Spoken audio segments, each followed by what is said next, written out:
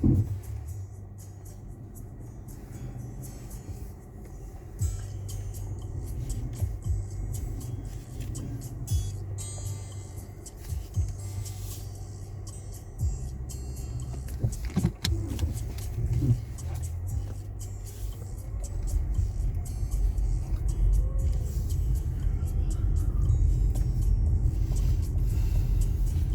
it's gonna be raining. No, I think it's gonna be sunshine today. And tomorrow's gonna rain. Yeah. Yes! Sunshine today, guys. Good morning to everyone. Well, ito yung continuation ng video ko earlier. Da-drop ko lang yung son ko sa train station. He's going to Manchester today.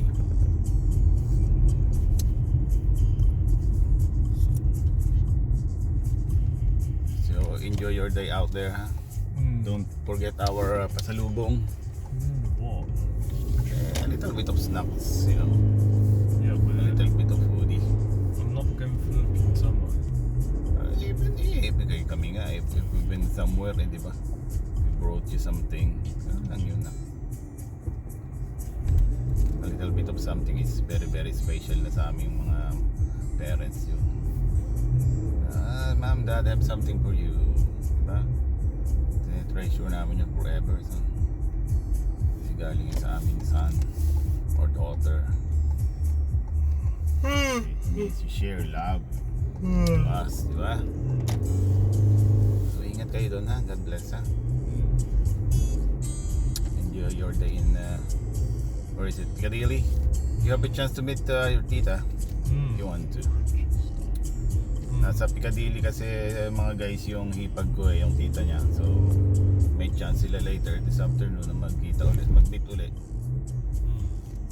We're together yesterday anyway kasi naglipat siya ng accommodation niya. She's in Witenshaw now. Doon na siya mag-stay if ever. Kung ma-fulfill niya lahat ng training niya as a staff nurse, she will be with us here in the UK. Ganda talaga ng weather, guys. So itong UK pagka sunshine, pag summer ganda.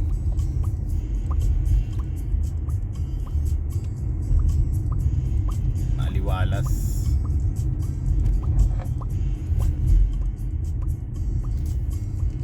So shout out to everyone kay sister, kay sis yung kasubscribe ko kanina, yung kausap ko kanina sa live niya.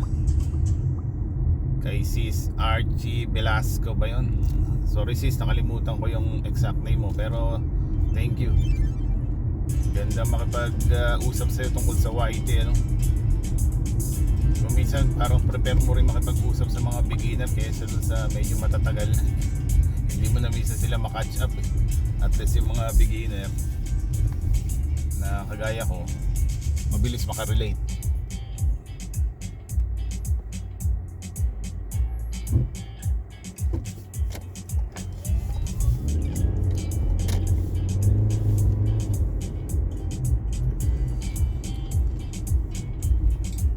Chill and relax lang muna tayo. It's very short video. Drop ko lang yung son ko sa train station, sa Stokes train station.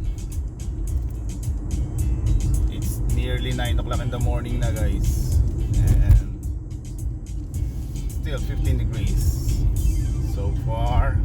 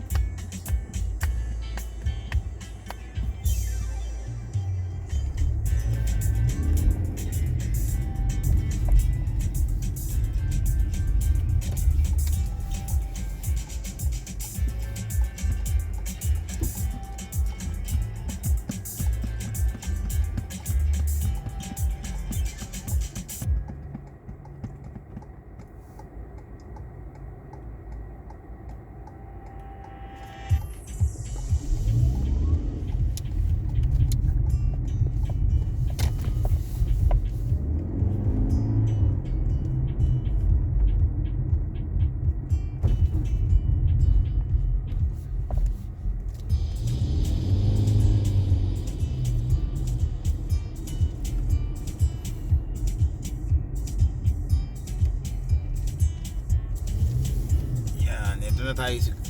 Ito na tayo guys sa Stoke Train Station.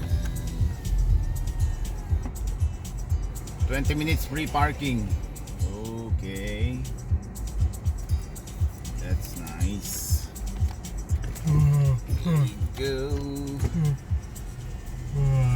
Why do you feel hot already? No. It's too hot. Aircon din. Crazy. So 8:58 na, son. Hurry up, ha?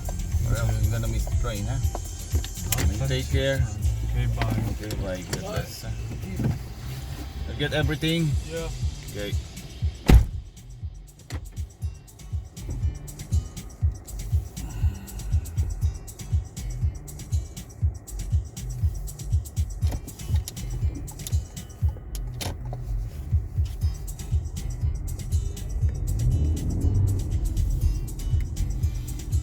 Ito guys, ang train station. So, I don't know. Punta kaya tayo ng butcher.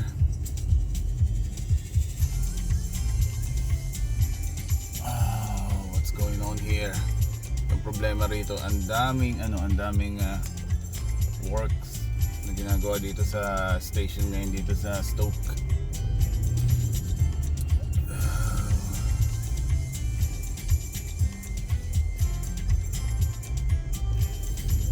So palagay ko guys, punta muna tayo sa butcher. Bili muna tayo ng mga karne. O kahit mga buto-buto, so much karne na eh. Pang sinigang ba guys? Para may sabaw naman. Punta muna tayo doon. Visit muna tayo quickly sa sa butcher shops. Dito kasi may, pag gusto mong bumili ng mga karne, kailangan punta ka dito sa natawag nilang butcher shops. Nandun na lahat, although may kamahalan, gusto mo maglitsyo ng ulo, ganyan, magsisig, mga natuto na rin yung mga Briton eh. Back 2004, o sabi nga ng mga Pilipino rito na they went here 2003, yung mga ulo ng mga pork na yan, mga tenga, although included yung mga intestine, mga lahat yan, pamigay lahat yan. Pero ngayon, we have to buy everything na. Even yung paa, natuto na rin yung mga butcher. They selling it now per pack. So, ganun ka-influensya ang mga Pilipino dati. Pinamibigay lang dito yung mga ulo ng baboy na yan. Nawiwirduhan nga na sila yan. Nagawa nyo dyan sa mga bitukan yan. Ultimo yung dugo. Nagawa nyo sa dugo. Mga vampire ba kayo? Something.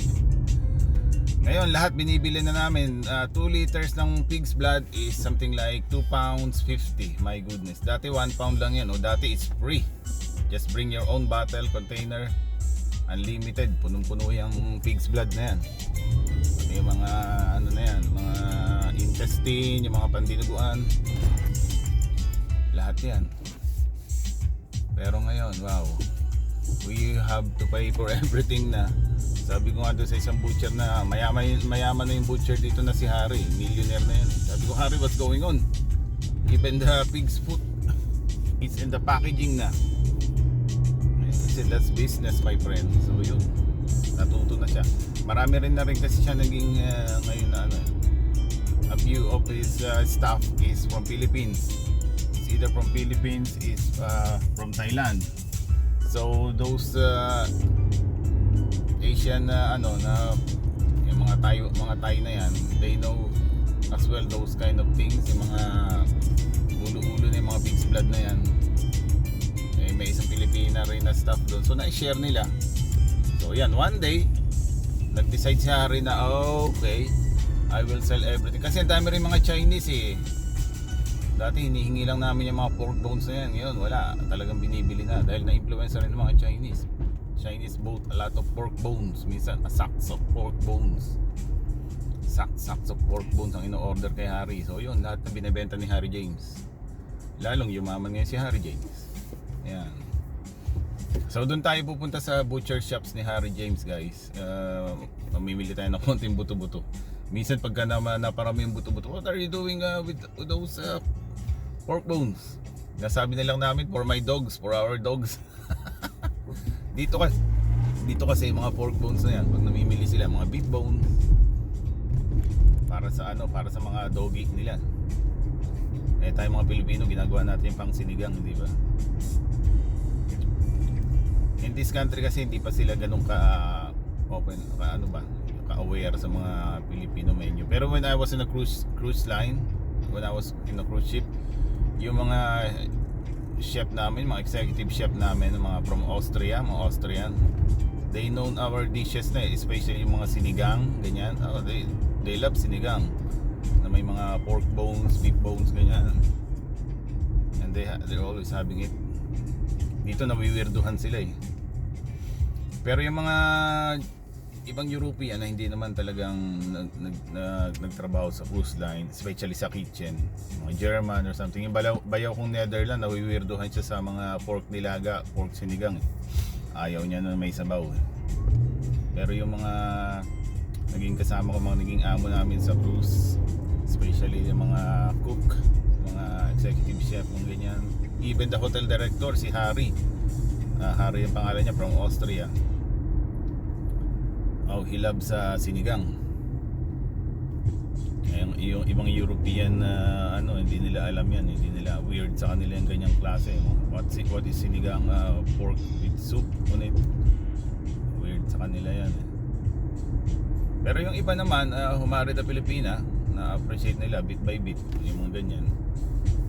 Sa Australia ka believe, kasi yung mga Australian, they never ask what kind of food or dishes they're having, lalo na pagka nasa karinderya. Sa Australia kasi there's a certain place sa Australia na parang nagtayo ng karinderya yung mga Pilipina back so many 20 years ago nung nasa cruise line pa ako, biyahe kami ng Australia, and those Australian, they're eating dinuguan, imagine, and they love it. Dinuguan, sisig. Sabi ko, kabayan, they love it, sabi niya ganun.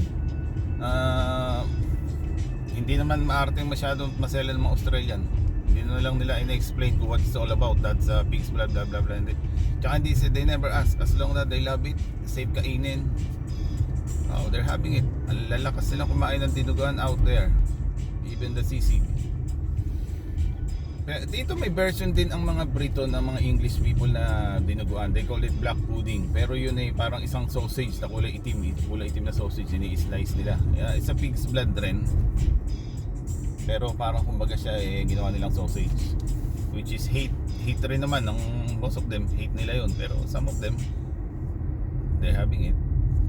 Kaya nga nung first time ako dito, hindi namin alam na may mga butcher shops na ganito. Pag gumagawa kami ng dinuguan, mini-melt namin yung black pudding nila na ginagawa namin pansabaw sa dinuguan, which is dinuguan din naman ng syempre obviously pig's blood rin yun. So when I was working in a warehouse, yun ang ulam ko. Kaya minsan yung mga Brito na kasama ko, Alex, what you have today? Sa dinner mo, ganyan. Sabi ko, ito, black pudding. Oh, okay. And some of them, they like, I love black pudding, blah blah blah, ganyan. Pero mas ano sila kasi kumbaga yung food nila everyday, halos most of the time sandwich is either sandwich, potato. So napaka-boring. Kaya minsan niloloko nila ako shall we swap our dinner, Alex? You can have my potato, I'll have your black pudding with rice on it. Yeah. Pero sa mga barbecue, mga pork barbecue, yung mga fish barbecue, hindi pa lalampasin ng mga Briton yan. Kasi dati pag ganitong summer, nung Briton pa yung neighbor ko, ngayong Pilipino na Filipino friends ko na yung neighbor ko. So tatlo kami magkakadikit na Pilipino. Dati nung Briton pa yung mga neighbor ko, nung di pa nagmamigrate sila Deb sa Portugal, pag nagba-barbecue kami yan, even yung fish tilapia, wow, talagang they're having it Nagulat nga ako she loves it daw pagka mga seafoods na barbecue. Even the tilapia, hindi na siya nag-ask what kind of fish is that. Talagang ginrab kagad nila Tsaka sarap daw ng barbecue nating mga Pilipino. Sabi ko, parang minekos-mekos ko na nga lang ang pagmamarinate yan, yung madalian ba. Pero masarap talaga sa barbecue yung minsan nga yung one day na nakamarinate, nakababad ba, diba? Mas malasa siya. Ayun, ganun lang naman. So we're nearly here guys. Andito tayo sa Lake Road. They call it Lake Road. Medyo dahan-dahan tayo dito. May speed camera dito Rito sa UK speed camera everywhere. Kaya yung mga Brito na napi-freak out pagdadrive pagdating sa motorway at walang camera, yun, kala mo mga talagang nakawala kung saan eh. Grabe kung mag-drive. Eh ako medyo maingat ng konti at ano, dito lang tayo natuto mag-drive eh, sa Philippines mga kasi hindi tayo nagda-drive. Can't afford natin ang sasakyan doon. Tsaka hirap mag-drive sa atin, napaka-traffic. I rather na may mag-drive na lang para sa akin kaysa dito may traffic din pero hindi ganun ka-worse sa atin. Tsaka dito at least medyo disiplinado pa mga driver. Pero hindi sa London ha. Sa London, isang beses na nakapag-drive doon. Tsamba lang, ayoko nang ulitin. Para ka nag-drive sa Philippines eh. Lahat nagmamadali, lahat gitgitan dito, gitgitan doon. Kakatin ka rito, kakatin ka doon. Amazing. Okay, andito na tayo sa factory shop. Ayan, factory shop ni Harry James. Naka against the light kasi.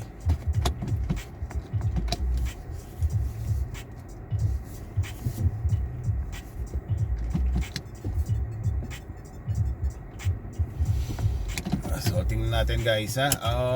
So eto na lang, hanggang dito na lang ulit tayo. 17 minutes yung video para baka hindi ko na rin may edit to. Hindi ako marunong talaga mag-edit guys. Comment down below, turuan nyo ako mag-edit. Anyway, at least meron akong background na music from YouTube studio, which is safe naman for CPR. So have a good day guys. God bless to everyone. At sana po masupport nyo yung channel ko. I-continue yung pag-support sa aking munting channel. At hopefully, I'm hoping and I'm praying that someday ma-monetize din. Thank you guys. God bless. God bless everyone.